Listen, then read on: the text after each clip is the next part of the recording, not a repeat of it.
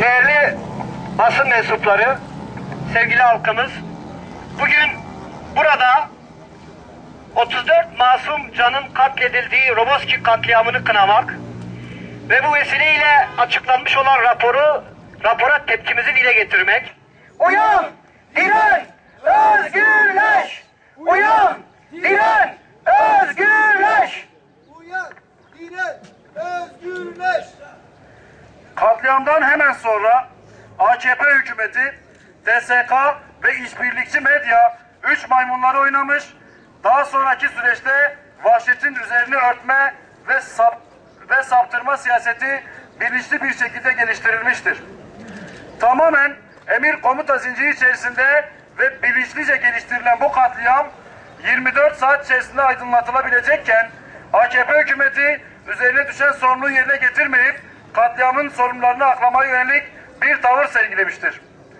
İnsani değerlere sahip herkesin yüreğini dağlayan Roboski vahşeti, hükümet yetkilileri tarafından siyasi ayak oyunlarıyla unutturulup üzeri karartılmaya çalışılmıştır. Başbakanın kendisi katliamla ilgili konuşmalarda hunharca bir şekilde bedenleri parçalanan masum insanları suçlamakta ve yaşanan vahşeti rutin bir güvenlik önlemiymiş gibi sunmaktadır. Roboskili anaların gözyaşları bu vahşeti aydınlatmadığınız sürece çoğalıp sizi boğacaktır. İnsanlığa yakışır, adalet ve hukuku gerçekleştirip suçları cezalandırmadığınız müddetçe bu katliamla üzerinize bulaşan masum kanlarını da asla temizleyemeyeceksiniz.